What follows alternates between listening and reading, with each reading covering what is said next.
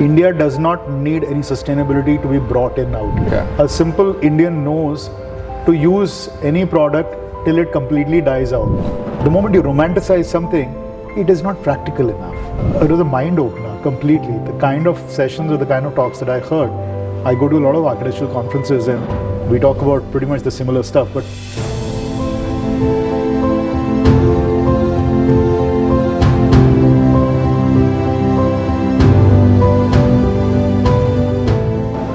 Hi, good afternoon everyone.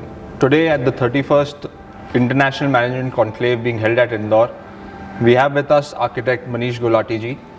And at this theme and at this juncture where we are, where the infrastructure is going very quickly and the new Bharat is looking for increased standard of living and sustainable ways of living, we have with us architect Manish Gulati ji, who has won more than 50 national and international awards and is also the leading architect and for a lot of public spaces all over India.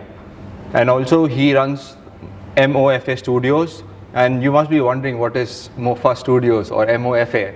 So it is manifestation of fluid architecture. So let's get to know more about this from the man himself. Welcome, sir. thank you. Please tell us more about your journey and how did you start MOFA Studios? Right. So, being an architect and having studied architecture from a formal college except Ahmedabad, my idea was to go beyond just doing conventional architecture and include a lot of other fields and try and expand the horizons of architecture and design from just construction industry to, let's say, the technology, finance, management, and other such areas. So, and also media, for example. So the idea here was to not have a very strict or a formal architectural firm, but something which is a varied kind of an expression. So that's where the fluidity comes from. Okay. Fluid doesn't mean that it is the buildings look fluid, but it's about fluidity of thought in the mind, that you're not restricted to one kind of thinking. And keeping those ethos in mind, when we say manifestation of fluid architecture, it is a serious sort of understanding of this fact that you will never be boxed in. So no design should be repeated ever. So if you've done more than 170 designs today, projects, each project is unique and starts with a fresh and a newer idea. So we don't like to get boxed in. We like to remain fluid in our thinking. That is amazing, listening the concept behind your firm. And as you mentioned about the use of technology, Yeah. and given the theme that AI is growing very fast. Right. Specifically, how do you see the use of AI in this field, and also specifically how the technology is evolving Right. through this industry? So if you know the numbers, construction industry is one of the slowest growing industry when it comes to technology. Every technology gets implemented in other fields much faster than it has been in the construction industry. Right. We are still using age-old methods to do the construction, do management of projects. Even methods of designing are literally 50 to 60 years old.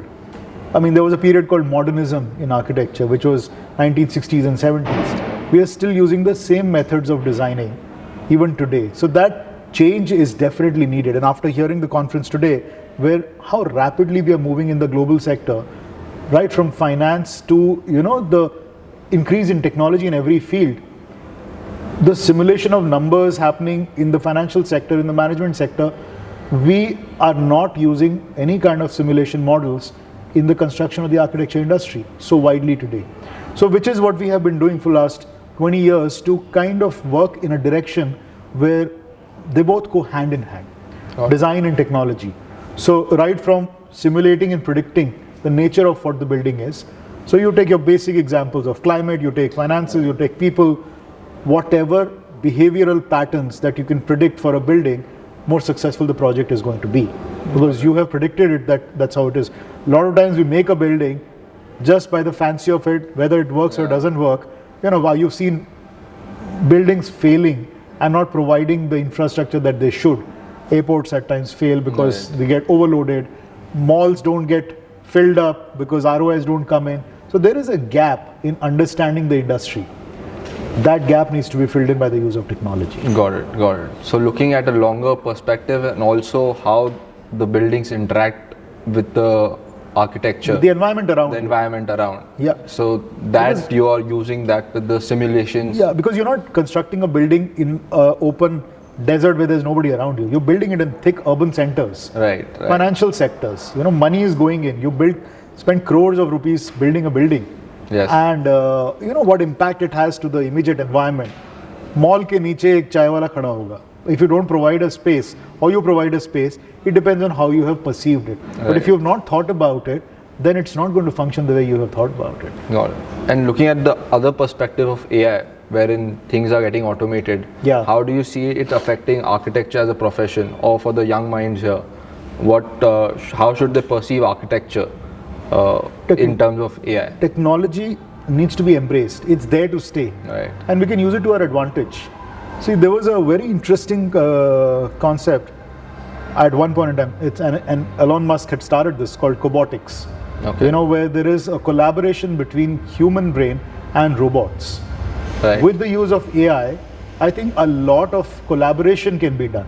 Right. Where you use the intuitive human mind Right. and a lot of manual work, which can be done much faster. Calculations, number crunching can be done by AI. We produce thousands of drawings, construction drawings. I mean, that is a lot of manual work. That can be offsetted. A lot of design ideation, because there is a pool of knowledge available with AI. Yeah. It works on millions and millions of data points, which are available across the globe. Right. Just connecting with that means that you're connecting into a much larger thinking. Right. So, your thinking expands the moment you do that. So one has to use to its advantage, and that's what we are trying to do. Right, that's amazing. Moving towards a topic that is also, I think, very close to your design thinking ways is sustainability. Yeah. And it has various aspects to it, like materials, construction processes, as you mentioned, and also I heard in your speech today that prefabricated structures are also there. Right. So how do you see it growing in India, given the financial impact of bringing sustainability to a building? India does not need any sustainability to be brought in out here. Okay. A simple Indian knows to use any product till it completely dies out. Uske baad bhi we upcycle it into something, Right. and then we reuse it for the next few years. So it's in our DNA. Right.